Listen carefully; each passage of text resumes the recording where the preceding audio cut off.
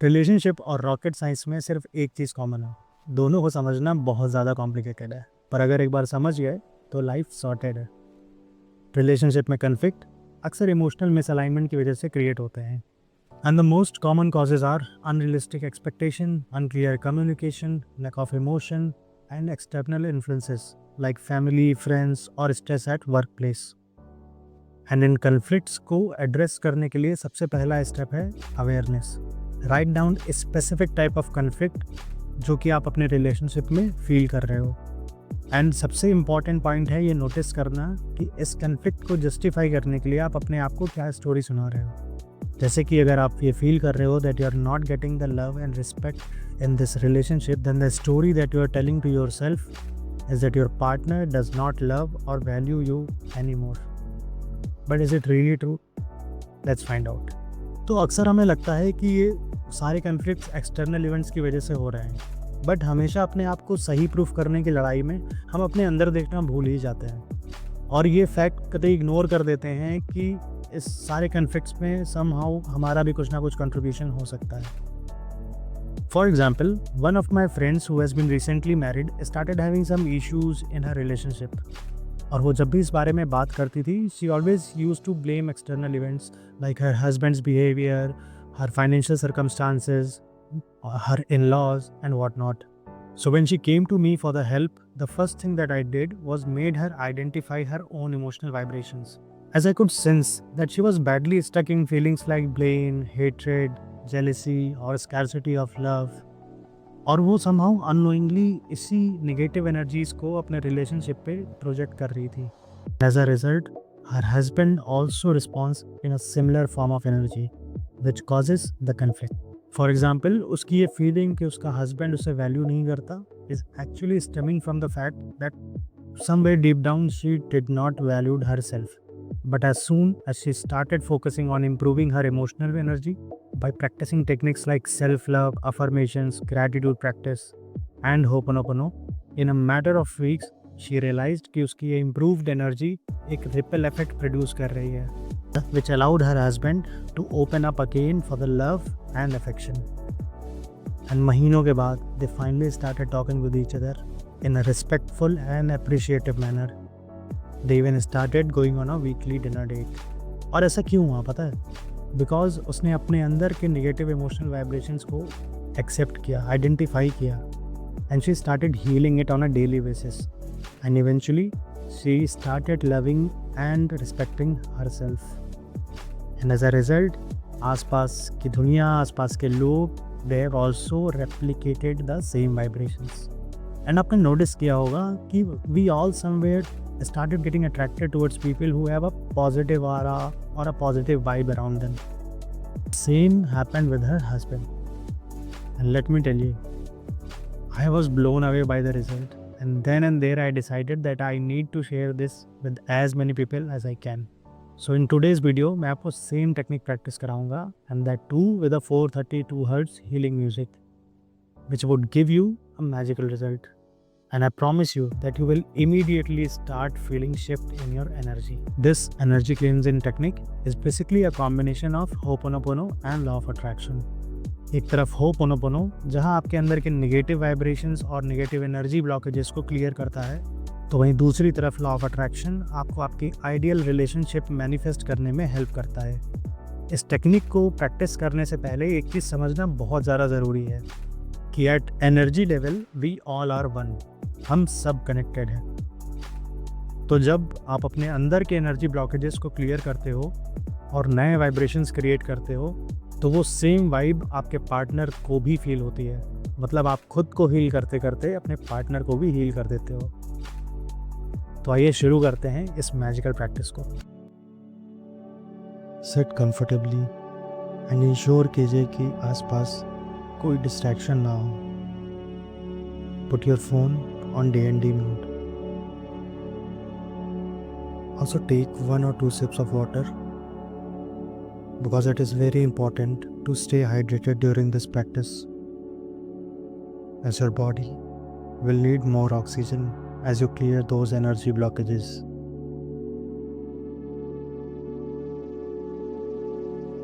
So once you are ready, Take a slow, deep breath in through your nose. Hold it and exhale gently through your mouth. Once again, take a deep breath in. Hold it and exhale through your mouth. Now imagine a warm golden light starting at the top of your head, slowly moving down your body. हर एक inhale के साथ ये imagine कीजिए कि golden light आपके हर muscle को relax कर रही है.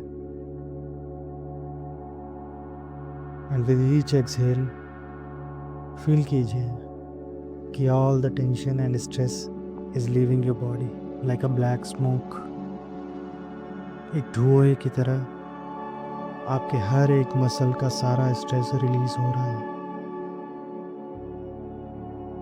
अब फील कीजिए कि ये रिलैक्सेशन एनर्जी आपके ब्लड के थ्रू हर एक सेल तक पहुंच रही है. हर एक सांस के साथ आप और ज़्यादा हीलिंग एनर्जी अपनी बॉडी में पहुंचा रहे हो. अब अपने मन में इस अफर्मेशन को दोहराइए. मैं हर सांस के साथ और रिलैक्स्ड और सेफ फील कर रहा हूँ. मैं हर सांस के साथ काम और पीस फील कर रहा हूँ.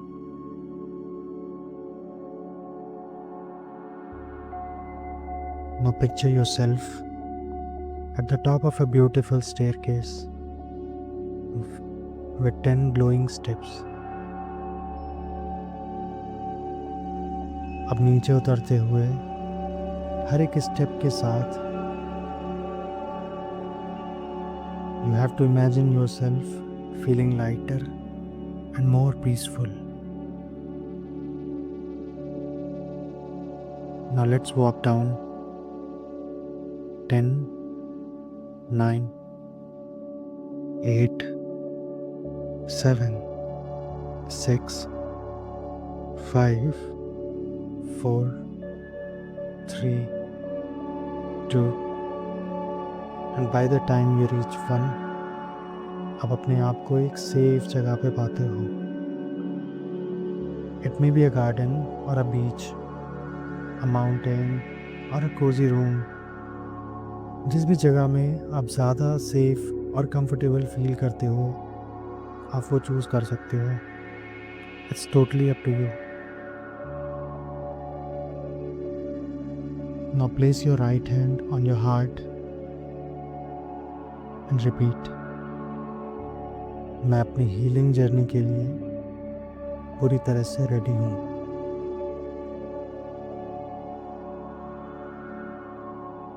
अब उस मोमेंट को विजुलाइज कीजिए जब आपके रिलेशनशिप का सबसे डाउन पॉइंट था. जब आपको लगा हो कि अब एक सेकेंड भी और मैं अपने पार्टनर के साथ नहीं रह सकता. Try to remember the exact conversation that you had at that time. अब जब आप उस मोमेंट को रीलिव कर रहे हो अपनी बॉडी में फील कीजिए. आपको किसी पर्टिकुलर जगह पे डेफिनेटली एक सेंसेशन या पेन फील होगा. दैट इज़ बिकॉज ये अनरिजॉल्व्ड इमोशंस हमारे शरीर में ब्लॉकेजेस क्रिएट करते हैं जो कि अगर टाइम रहते क्लियर नहीं किए गए तो बीमारियों में भी कन्वर्ट हो सकते हैं. Now say this to yourself. ये पेन एक सिग्नल है जो मुझे गाइड कर रहा है. ये बता रहा है कि ये इमोशनल ब्लॉकेजेस मेरे शरीर में कहाँ स्टक है. मैं इसे समझने और हील करने के लिए पूरी तरह से तैयार हूँ. और मैं ये मानता हूँ कि अगर मैं अपने अंदर अपने पार्टनर के लिए प्रेजेंट सारी बुरी फीलिंग्स या इमोशन को हील करूँगा, तो मेरे साथ साथ my partner will also get healed. Now focus on the relationship which you want to heal. और ये मैजिकल होपोनोपोनो स्टेटमेंट मेरे साथ रिपीट कीजिए। ये रेपिटेशन आप मन में भी कर सकते हो और you can speak out loud as well, जिसमें भी आप कंफर्टेबल हो।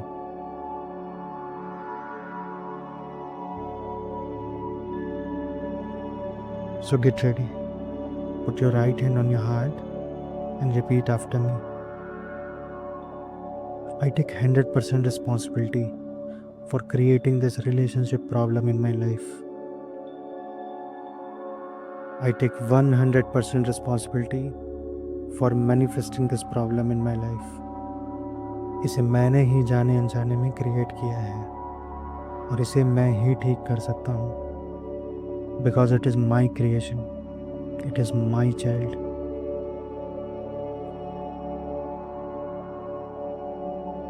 I'm sorry कि मैंने तुम्हें वो रिस्पेक्ट नहीं दी which you deserved.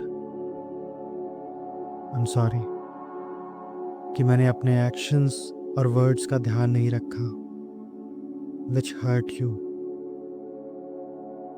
I'm sorry for all my unacceptable unconscious behaviors. I'm sorry कि मैंने अपनी कमियों के लिए बार बार तुम्हें रिस्पॉन्सिबल माना। प्लीज़ फॉरगिव मी कि जब तुम्हें मेरी सबसे ज़्यादा ज़रूरत थी, मैं तुम्हारे साथ खड़े होने के बजाय तुम्हारे अगेंस्ट खड़ा था। Please forgive me for not being present in the way you needed. Please forgive me तुम्हारे इमोशंस को और तुम्हारी फीलिंग्स को लाइटली लेने के लिए। प्लीज़ फॉरगिव मी गुस्से में तुम्हें कुछ भी उल्टा सीधा बोलने के लिए। Thank you for being patient with me even when I have made mistakes. Thank you for the love and moments जो हमने साथ में शेयर किए। थैंक यू मुझे और इस रिलेशनशिप को बार बार मौका देने के लिए। Thank you so much for trusting me with your life. And I promise मैं हमेशा तुम्हारा ख्याल रखूँगा। I love you and I acknowledge the strength and learning this relationship has brought in my life. I love you and I promise कि आज से मैं अपनी और तुम्हारी फीलिंग्स को एक्सेप्ट करके इस कड़वाहट के ऊपर लव और अफेक्शन को प्रायोरिटी देता हूँ। I love you and I thank God for bringing you into my life. I love you and तुम्हारी सारी खूबियों और कमियों के साथ I deeply and sincerely accept you exactly the way you are.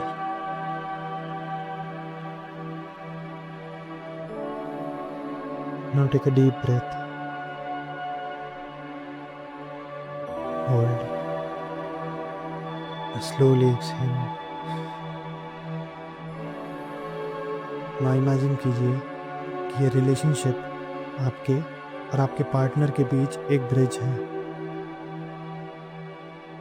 अब फील कीजिए कि वो गोल्डन लाइट आपके हार्ट से निकलकर उस ब्रिज से होती हुई उनके हार्ट तक पहुंच रही है और आप दोनों के बीच एक love, understanding and mutual respect का कनेक्शन फॉर्म हो रहा है। विजुलाइज कीजिए कि सारी पास्ट मिसअंडरस्टैंडिंग्स धुएं की तरह गायब हो रही हैं and this connection is bringing only affection and love in both of you. Now से दिस अफर्मेशन। हमारे बीच का ये बॉन्ड बहुत स्ट्रॉन्ग एंड पावरफुल है। अब टाइम है इस नए कनेक्शन को अपने सबकॉन्शियस माइंड में प्रोग्राम करने का। सो कोई ऐसा मोमेंट याद करने की कोशिश कीजिए when you both truly felt happy, loved and connected with each other. उस मोमेंट को पूरी तरह से वापस जीने की कोशिश कीजिए। अपने पार्टनर को और आसपास की सराउंडिंग को विजुलाइज कीजिए। सुनने की कोशिश कीजिए कि उस मोमेंट में क्या बातें हो रही थी। फील कीजिए कि उस एग्जैक्ट मोमेंट में आपके बीच का बॉन्ड कितना स्ट्रांग था। ना repeat after me. Just like this moment हम दोनों प्यार और अंडरस्टैंडिंग के साथ ग्रो कर रहे हैं। जस्ट लाइक दिस मोमेंट हमारे बीच किसी भी मिसअंडरस्टैंडिंग या डिसरिस्पेक्ट के लिए कोई भी जगह नहीं है। And just like this moment we are deeply in love with each other and we both are crazy about each other. Now take a deep breath, hold and slowly exhale. Once again, take a deep breath, hold and slowly exhale. अब time है reality में वापस जाने का और अपने साथ इस डीप अफेक्शन और लव की फीलिंग को भी ले जाने का। सो इमेजिन कीजिए कि आप वापस से उन सीढ़ियों के पास आ गए हैं और हर एक स्टेप के साथ आपका ये बिलीफ और गहरा होता जाएगा कि your heart is filled with love and affection and इसके अंदर हेट्रेड एंड जेलसी के लिए कोई भी जगह नहीं बची है। So take the first step forward. 1 2 3 4 5 6 7 8 9 and 10। अब अपनी फिंगर्स और टोज को हल्के से मूव कीजिए and feel the love and strength returning to you.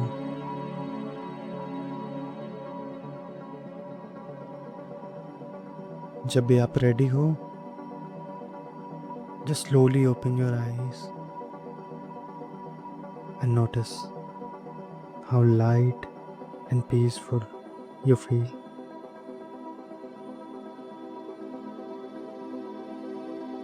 I want you to rub your hands and take all the energy on your face.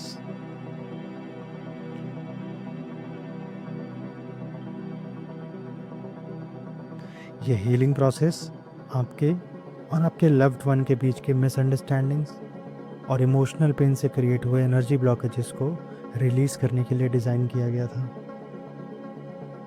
Relationship life का एक बहुत इम्पॉर्टेंट पार्ट है और हम में से बहुत लोग अक्सर इसमें स्ट्रगल करते हैं।